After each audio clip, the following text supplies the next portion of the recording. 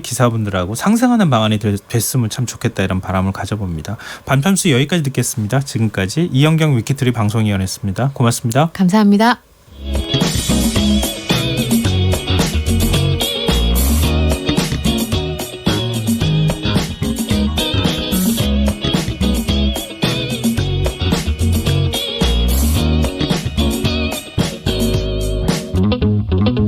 김성환의 시사야.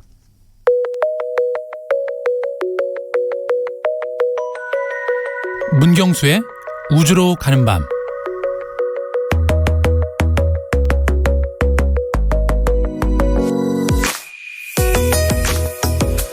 재미니 계획을 통해 미국은 우주 경쟁에서 소련에 근소하게 앞서기 시작했습니다. 이를 발판으로 존 F 케네디 대통령은 우리는 70년대가 지나기 전에 달에 갈 겁니다 라는 원대한 발표를 합니다. 존 F 케네디의 발언으로 우주 경쟁은 새로운 국면을 맞게 되는데요. 달 착륙이 드디어 목표가 되는 거죠? 네. 자, 이제 겨우 로켓 실험에 성공한 미국은 달로 가기 위한 새로운 도전에 직면을 합니다. 지구에서 35만 킬로미터 떨어진 달에 사람을 보내려면 더 큰 로켓 그리고 안전한 우주선이 필요했습니다. 아폴로 달 착륙 50주년을 기념해서 7월 한 달간 아폴로 프로젝트에 대해서 지금 알아보고 있는 중인데요. 오늘 우주로 가는 밤 시간에는 달 착륙 직전까지 진행된 아폴로 계획의 도전과 모험의 시간으로 안내를 해드리겠습니다. 문경수 과학탐험가 나오셨습니다. 안녕하세요. 네, 안녕하세요. 네, 우리가 지난주에는 재미니 계획까지 살펴봤잖아요. 그랬죠. 네. 그거는 맛배기고 아폴로 계획을 네. 본격적으로 이제 얘기를 나눠야 네, 그렇죠. 진짜 아폴로 우주선이 이제 달에 가는 얘기를 하는 거 아니겠습니까? 네, 맞습니다. 근데 아폴로 계획은 어떻게 시작을 했는지 먼저 그 첫 시작의 어떤 풍경? 네. 네, 시작했던 얘기를 좀 해주세요. 네, 일단 그 재미니 계획을 통해서 그 지구 궤도 비행에 성공한 나사는 곧바로 이제 아폴로 계획을 착수를 합니다. 네. 왜 그랬냐면 사실 그 사회 당시의 반응이 너무 빨리 아폴로 계획으로 전환을 한 게 아니냐 이런 좀 우려의 목소리도 있었는데요. 사실 70년대 안에 달에 가려면은 그때 기점으로 4년밖에 남지 않았습니다. 네, 그러니까 더 이상 미국으로서는 물러설 상황이 없었던 거죠. 그러니까 케네디 대통령이 우리 소련을 이기고야 말겠다. 네. 우린 70년 안에. 70년 안에. 네. 그러니까 69년이 마지노선인 거죠. 70년. 그렇죠. 그렇죠. 네, 네. 70년도까지 네. 우리는 달로 보내겠다. 네. 이렇게 하고 나니까 막 계획이 막 거의 콩 볶아 먹듯이 막 분주하게 막 움직였던 거 아니에요? 그렇죠. 당시 뭐 진행되고. 미국 내 국민들의 반응도 너무나 뜨거웠기 때문에 이거 안 가면 큰일 나는 거였죠. 네. 근데 이게 아폴로 계획이라고 하는 게요. 네. 아폴로 1호부터 시작돼서 7호까지 가죠. 17호까지 가는 거예요. 네. 그러니까 그걸 지금 저희가 한 단계 한 단계씩 설명을 좀 드려야 되는 상황인 거잖아요. 맞습니다. 네. 그러면 아폴로 1호라고 하면은 네. 저는 가장 떠오르는 게 네. 아폴로 1호의 승무원 3명이 그러니까 네. 우주비행사 3명이 한꺼번에 숨지는 안타까운 사건이 기억이 나요. 네, 맞습니다. 그 시작 초반에는 분위기가 되게 좋았는데요. 네. 사실 아폴로 계획이 시작된과 동시에 이 아폴로 1호 발사 한 달을 앞두고 나서 네. 그 지상에서 그 사령선 성능 실험을 하던 와중에 내부에서 화재가 발생했습니다. 네, 그런데 그 발화 원인이 그 내부에 고압산소가 너무나 많이 있었는데 이 사령선의 전원을 켜는 순간 스파크가 발생해서 네, 내부에 화재가 발생했는데 내부랑 외부의 그 압력 차이 때문에 해체 문을 열지를 못한 겁니다. 그래서 너무나 유능한 우주비행사 3명이 거기서 사망을 하는 바람에 아주 아폴로 프로젝트가 이게 정말 하는 게 맞냐 안 맞냐 이런 어떤 논란까지 불러일 정도로 아주 큰 사고였죠. 그러니까 원대하게 계획 잡아놓고 자 네. 1호 시작입니다. 딱 그렇게 해서 아폴로 1호 프로젝트가 시작이 되는데 네. 우주비행사 3명이 한꺼번에 사망하는 그렇죠. 안타까운 사고가 발생하니까 네. 와 이거 정말 해야 되는 거야. 그렇죠. 여론이 너무 안 좋아지다 보니까. 네, 달에 갈 수 있기는 한 거야. 네. 뭐 이런 이제 사람들의 어떤 비관론 같은 게 생겨났을 것 같은데요. 네. 근데 그게 오히려 더 또 전화위복이 되기도 했다고. 네, 맞습니다. 사실 하더라고요. 그때 사고를 기점으로 해서 네. 이제는 그 우주선을 완전히 재설계를 했습니다. 다시 그래서, 네, 그렇죠. 그런 사건이 다시는 발생하면 안 돼. 이런. 그렇죠. 네, 그래서 앞으로는 내부에 어떤 문제가 생기더라도 해치가 7초 안에 자동적으로 열리게 만들었고요. 또 우주복의 소재도 불에 잘 안 타는 유리 섬유 소재로 전환을 했습니다. 그 또 그 안타까운 사건이긴 하지만 그렇죠. 그 이후의 계획에 또 네. 굉장히 중요한 교훈 같은 걸 남겼네요. 네, 맞습니다. 근데 이제 그 아폴로 계획을 추진하기 위해서는 1호 때부터도 마찬가지겠지만 결국 달까지 가는 로켓 그렇죠. 지구를 벗어나서 네. 거기까지 가려면은 엄청난 추진력이 필요했을 거 아니겠습니까? 맞습니다. 네. 그러면은 이전하고는 다른 네. 그냥 굉장히 새로운 형태의 로켓을 개발했었어야 됐을 것 같아요. 네, 맞습니다. 일단 그 사령선이랑 착륙선 그 안에 우주비행사 3명을 태워서 네. 달까지 보내야 되기 때문에 엄청 추진력이 강한 거대 로켓이 필요했던 거죠. 그러니까 이전에는 지구 궤도만 이렇게 그렇죠. 뱅글뱅글 도는 정도만 네네. 되면 지구 바깥으로까지 그 네. 대기권 바깥으로 나가는 게 주 목적이었는데 그렇죠. 네. 달까지 거리가 얼마나 되죠? 35만 킬로미터. 35만 킬로미터를 날아갈 정도의 로켓이 네. 필요했던 거 아니에요? 네, 그래서 사실 그 아폴로 계획 이전부터도 이런 거대 로켓을 만들어야 되겠다라는 계획들이 그 내용에 들어 있었고요. 그래서 아마 그 세턴 V 로켓 그 당시 쓰였던 로켓인데 이 로켓이 아직까지도 지난 50년 동안 역사상 가장 거대한 규모로 만들어진 로켓이라는 이 부동의 1위를 여전히 지키고 있습니다. 아, 그 지금 우리가 알고 있는 로켓의 형태하고 큰 차이가 없는 거죠? 네, 큰 차이는 없는데 네. 일단은 그 규모 면에서 그냥 압도적이라고 보시면 됩니다. 일단 그 길이가 110m가 넘었고요. 110m요? 네, 그리고 그 로켓의 그 직경이 약 예. 10m 정도 됐고 총량이 무려 2,700톤 가까이 됐습니다. 와, 어마어마하네요, 정말. 네. 그러니까 약간 좀 비유를 드리자면은 그 런던에 있는 세인트폴 대성당보다 1피트 작았다고 합니다. 1피트요. 네. 그럼 거대한 빌딩 하나를 빌딩 하나가 그냥 그 초음속을 통해서 대기권 밖을 벗어나는 거였죠. 참. 근데 달에 착륙하는 방식을 두고서도 설전이 벌어졌다고요? 네, 사실 그 당시에 이제 그 이 전체 아폴로 계획을 주도하던 그 사람이 바로 그 폰 브라운이라는 로켓 개발자였는데요. 네. 그 당시 가장 그 거론됐던 두 가지 방식이 일단 거대 로켓을 하나 발사를 해서 그냥 바로 달로 간다. 네, 그런 안이 하나 있었고요. 네. 그 또 하나는 작은 로켓 2대를 올려보내서 동시에 동시에 올려보내는데 네. 각자 사령선과 그 착륙선을 분리 탑재해서 올라간 다음에 지구 궤도에서 랑데뷰로 합체를 해서 달로 보낸다. 뭐 이런 방식이 되게 크게 이제 두 가지로 구분이 됐었는데 네. 사실 현실적인 어려움이 많았습니다. 일단 이렇게 거대한 로켓을 달까지 보내서 그거를 착륙시킨다는 것 자체가 이게 말이 안 되는 거고요. 그렇죠. 네, 그리고 이제 두 대를 분리해서 간다 하더라도 결국 지구 궤도에서 도킹을 해서 또 그 거대한 또 착륙선이 달에 내리는 것도 네. 문제가 있었기 때문에 이제 되게 고민이 많았었는데 그때 약간 무명의 그 로켓 엔지니어로 불렸던 존 후볼트라는 사람이 네. 달궤도 랑데뷰라는 방식을 제안을 했었는데 그거는 뭐 우리가 지금 아폴로에 갔던 그 방식인데요. 네. 일단 그 달궤도까지 우주선이 날아가서 사령선과 그 착륙선이 동시에 내리는 게 아니고 네. 사령선은 계속 달 궤도로 돌고 네. 착륙선만 달에 갔다가 다시 도킹을 해서 지구로 돌아오는 방식인데 많은 뭐 그런 뭐 논란들이 있었지만 정치적인 이슈 때문에 네. 결국 가장 현실적인 이 달 궤도 랑데뷰 방식을 선택했기 때문에 이 아폴로 계획이 성공적으로 되지 않았나. 네, 그런 후대도 평가를 받고 있습니다. 그러니까요. 우리가 지금은 다 알고 있으니까 네. 당연히 뭐 그렇게 가야 되는 거 아니야? 이렇게 생각하겠지만 그때는 진짜 아무것도 그럼요. 시도해보지 네. 않은 일이었기 때문에 네. 어떻게 달까지 갈 것이냐, 착륙할 것이냐 이거 가지고도 굉장한 논란이 있었군요. 네네.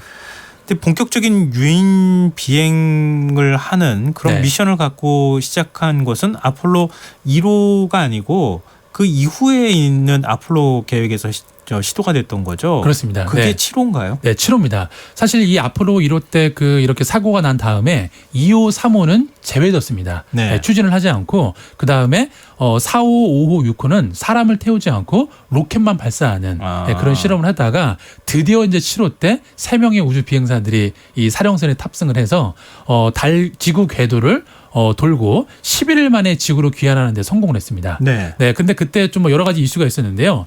일단 그 우주의 기온이 너무 낮기 때문에 3명 모두가 우주에서 감기에 걸려왔습니다. 아, 우주에서도 감기가 걸려요? 네, 일단 그 우주 공간의 기온도 춥지만 네. 아무래도 그때는 이제 우주에 올라갈 때 어쨌든 그 가기 전에 조금 이렇게 격리해야 되고 좀 이런 것들이 필요한데 네. 그런 매뉴얼들이 없다 보니까 어떤 경로를 통해서 감염되는지는 모르겠지만 감기에 걸렸기 때문에 그 뒤로는 이제 우주 비행사들이 우주에 가기 전에 2주 전부터는 가족들이랑 면회도 안 시키고 또 그 당시에 그 가지에 참여했던 과학자들도 전부 이 감기 백신 접종을 맞았다고 합니다. 그러니까 그 좁은 그 우주 비행선 안에서 네. 감기가 걸려가지고 네. 전부 막 콜록콜록 하는 그렇죠. 상황이었을 거 네. 아니에요. 막 몸도 막 아프고 네. 그렇다고 해서 뭐 거기서 백신 막 고를 수도 없는 거잖아요. 그렇죠. 그러니까 굉장히 좁은 공간이 그렇게 하고 있으니까 임무 수행이 제대로 안 될 거 아닙니까? 맞습니다. 네. 근데 막 그 관제소라고 해야 되나요? 네네, 거기하고 관제실. 얘기하다가 관제실하고 얘기하다가 아 우리는 이제 도저히 못하겠어. 나 지구로 갈 거야. 이렇게 네. 했다면서요. 네, 맞습니다. 그런 얘기가 있었는데 사실 그거보다 더 어려웠던 점이 뭐였냐면 네. 이 사령선 안에는 화장실이 없습니다. 화장실이 없어요. 네. 지금 우주 뭐 정거장 같은 데는 있잖아요. 네. 근데 어쨌든 이 사령선이라는 거는 지구로 귀환할 때 타는 그 귀환 모듈이기 캡슐 때문에 같은 거 네, 조그마한 캡슐 거잖아요. 안이기 때문에 세 사람이 비좁게 앉게도 그 좁은 공간이었기 때문에 11일 동안 배변을 각자 배변 봉투에 담아서 예. 그렇게 보관을 했는데 약간 비공개 이야기인데요. 그 당시에 이 배변이 봉지를 뚫고 나와서 사령선 안에 둥둥 떠다녔다는 얘기가 있습니다. 그러니까 그 우주 비행사들이 네. 몸은 아프죠. 그렇죠. 지구는 가고 싶죠. 네, 막 냄새는 임무는 나죠. 해야 되는데 막 그걸 막 주변 환경은 막 그렇지. 저 같아도 아예 못하겠습니다. 이거 가야겠어요. 이렇게 네. 해야 했을 것 네, 같네요. 뭐 그런 악조건에서 이런 결과들을 만들어낸 거죠. 네. 네, 참 지금 이렇게 웃으면서 얘기하지만 당신은 얼마나 절박했겠어요. 네. 또 굉장히 우리가 잘 알지 못하는 흥미로운 뒷얘기를 좀 들려주셨는데요. 네. 자 그러면 아폴로 7호에서 네. 그다음에 8호인가요? 네, 8호입니다. 사실 이 아폴로 계획에서 11호가 달에 착륙하기 전까지 가장 중요한 그 미션을 꼽으라면 아폴로 8호를 꼽을 수가 있습니다. 자, 당시 그 아폴로 8호까지만 하더라도 원래 그 지구 궤도를 비행하고 지구로 귀환하는 게 미션이었는데요. 네. 이게 달 착륙선 그 개발이 너무 늦어지니까 이 로켓 개발 총 책임자였던 폰 브라운 박사가 네. 다 기존의 계획을 다 취소시킨 다음에 무조건 이번 아폴로 8호에서는 달 궤도를 선회하고 지구로 돌아오는 걸로 미션을 바꾸자라고 해서 우주 비행사들도 갑자기 상관이 호출을 해서 네. 당장 16주 뒤에 달에 갔다 오라고 하니까 되게 황당했죠. 그런데 어쨌든 그 무사히 돌아왔습니다. 돌아와서 아주 그 영웅 대접을 받았는데요. 네. 그 당시에 그 타임지가 그 해마다 올해의 인물을 선정하는데 보통 한 명을 선정하잖아요. 네. 근데 의례적으로 이 세 명을 동시에 올해의 인물로 선정을 했는데 그럴 만한 이유는 있었습니다. 되게 유명한 사진인데요. 이 아폴로 8호가 그 달에 갔을 때 그때가 크리스마스 시즌이었습니다. 예. 그때 이 우주비행사 한 명이 달 뒷면에서 이렇게 넘어올 때 보이는 그 지구의 사진을 찍어서 기억나요. 네. 지구가 이렇게 해 뜨듯이 맞습니다. 이렇게 떠오르는 것 같은 모습이잖아요. 물론 뭐 떠오르는 건 아니겠지만 그 사진을 전송하면서 우주인이 지구인에게 보내는 크리스마스 선물이다라고 전 세계 방송을 탔고 또 이 사진을 보면서 많은 사람들이 이 지구라는 공간이 되게 자원이 유한하고 우리가 이렇게 황폐하게 그 훼손을 해도 언제든지 다시 복구하는 존재로만 알았는데 이 우주 같은 칠흑 같은 암흑 공간에 네. 그 창박하게 푸르게 떠 있는 이 지구가 너무나 되게 가엾어 보이는 거예요. 네. 그래서 이때를 기점으로 전 세계적인 환경 운동이 시작이 되게 됩니다. 그린피스를 비롯해서 네. 대부분의 환경 운동들이 아폴로 8호를 기점으로 확산이 됐다고 볼 수가 있죠. 아, 지구는 우주에 가서 네. 지구 전체 모습을 최초로 본 사람들인 거잖아요. 그렇죠. 네. 지금 이제 우주 정거장에 있는 사람들은 네. 누가 비유를 그렇게 하더라고요. 야구공을 몇 밀리미터 그 떨어져서 보는 거랑 비슷한 게 지구 모습을 보는 거다. 그렇죠. 우주 정거장에서 보는 네. 거는. 근데 실제로 정말 달 같은데 멀리 가가지고 보는 우주 비행사는 아폴로 그 계획에 들어갔던 네. 우주 비행사밖에 없다 이렇게 그렇죠. 얘기를 하는데 8호 우주 비행사가 그걸 바로 처음으로 본 사람들이거든요. 그렇죠. 맞습니다. 근데 8호 우주 비행사가 지상과 교신이 끊겨가지고 진짜 미아될 뻔했었다면서요? 네, 미아가 될 뻔했는데 또 그 달 뒷면에 갔을 때는 이제 교신이 안 되니까 네. 끊겼는데 또 다행스럽게 그 또 교신이 돼서 또 지구로 교환하는 그 로켓 엔진에 점화 스위치가 들어오는 걸 확인한 다음에 그 나사 관제실에 이런 메시지를 보냈습니다. 정말로 산타클로스는 존재하는 것 같다고. 지구만 본 게 아니라 산타클로스까지 만나고 왔네요. 그렇죠. 재밌네요. 그리고 이제 그러면은 그 다음 아폴로는 몇 호로 넘어갈까요? 이제 아폴로 9호 미션이 바로 이어지는데요. 네. 이 9호 미션에서는 2명의 우주 비행사가 우주 밖에 나가서 우주 유영까지 성공을 했기 때문에 그것도 또한 최초겠네요. 그렇죠. 최초였죠. 네. 네. 어쨌든 그 우주 유영에 성공한 것만으로도 충분히 어떤 그 역할을 했다고 볼 수가 있죠. 그리고 그 다음에 그러면 아폴로 10호죠, 이제. 아폴로 10호. 네. 아폴로 10호는 어떤 차이가 있었던 아폴로 겁니까? 10호는 이제 그 몇 달 뒤에 아폴로 11호의 달 착륙을 앞두기 바로 직전이기 때문에 네. 전체적인 리허설이라고 보시면 됩니다. 그럼 11호랑 거의 똑같은 임무를 수행했다고 똑같은 할 수 임무로 있겠네요. 똑같은 궤도를 돌고 다시 지구로 돌아오는 건데 문제는 뭐냐면 당시 어쨌든 시적 분위기가 누가 달에 첫 발을 내딛느냐 이게 초미의 관심사였기 때문에 이 나사 그 과학자들이 이 우주 비행사들을 약간 그 뭐랄까요 좀 그 의심을 했습니다. 만약에 이 사람들이 공명심에 넘쳐서 달에 착륙을 하면 안 되는데 시키지 않았는데 네. 야 가니까 이거 달은 우리가 제일 먼저 밟고 그렇죠. 싶어. 그렇고 싶은 마음이 들겠죠. 그래서 그냥 자기들이 임의로 달에 그냥 가버릴까봐. 네, 그럴까봐 네. 일부러 그 연료를 달에 착륙해서 돌아오지 못하게 상공에서 돌아올 수 있을 정도의 연료만 채워서 넣었다고 보냈다 하더라고요. 죽고 싶으면 그렇게 뭐 이런 건가요? 굉장히 좀 네, 야. 어쨌든 뭐 그런 게 있었겠죠. 사람은 역시 못 믿는다고 하는 게 네. 그런 건가 싶은 생각도 좀 드는데 네, 그때 달 착륙선 이름이 스누피였다면서요? 네, 스누피였고 또 그 사령선의 이름이 찰리 브라운이었습니다. 그 당시 시대상을 다 반영할 만한 그렇죠. 스누피도 뭐 굉장히 인기가 좋았었던 네, 뭐 미국에서 너무나 인기 있는 때였으니까. 캐릭터다 보니까 그렇군요. 네. 그러면 이제 어떻게 되는 겁니까? 11호는 다음 시간에 알려주실래요? 아니면 지금 11호 얘기를 조금 해주실래요? 이제 간단히만 말씀을 드리면은 네. 이제 모든 리허설이 끝났기 때문에 이제 몇 달 뒤에 이 3명의 우주인이 이제 달에 가야 되는데 사실 그 당시의 상황을 보니까 좀 자료를 찾다 보니까 네. 재미난 게 있더라고요. 일단 그 유서를 써놓고 갔다고 합니다. 그렇겠죠. 네, 그리고 정부에서도 만약에 달 착륙을 하다가 뭔가 불의의 사고로 당할 수가 있기 때문에 네. 대국민 그 성명서까지 다 발표를 해놔서 그런 모든 준비가 돼 있었고 또 가족들한테도 정말 가족들이 제일 심적 부담이 컸겠죠. 정말 우리 아빠가 달에 갔다 못 올 수도 있는 거기 때문에 그렇죠. 네, 그런 어떤 그 뭐 비행사들 그리고 비행사의 가족들 간의 그런 어떤 관계의 시간들을 많이 보내는 데 시간을 보냈다 하더라고요. 근데 아까 아폴로 7호 그 감기 걸린 사건이 있었잖아요. 네. 그 이후에는 가족들도 못 만나게 했을 것 같은데. 그렇죠. 예. 그러니까 떠나는 사람도 제때 못 보는 상황 아니었을까. 네, 그래서 뭐 얼마 전에 나왔던 그 우리 우주인 이소연 박사님도 이제 그 우주로 국제 우정에 가기 전에 네. 2주 전부터 격리가 돼서 그게 그때부터 시작해서 네, 그때부터 지금까지 시작된 겁니다. 네. 참 한번 달에 가는 게 이렇게 어렵습니다.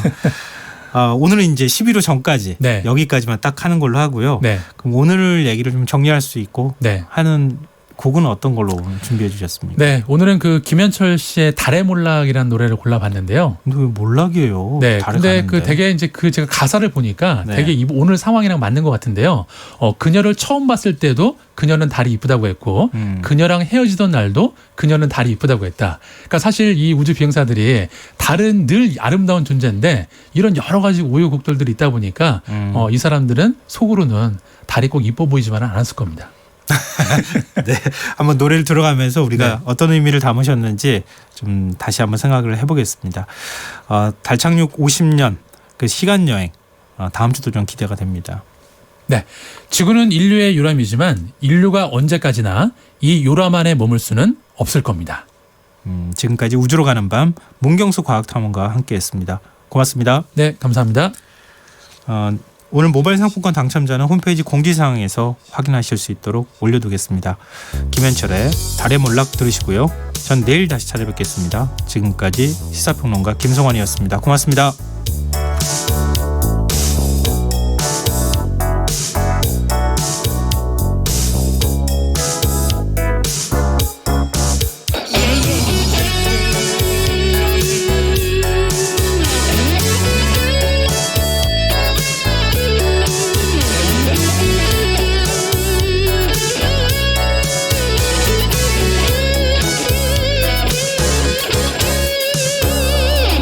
나를 처음 만났을 때도 그녀는 나에게 말했지 탐스럽고 이쁜 저 이쁜 달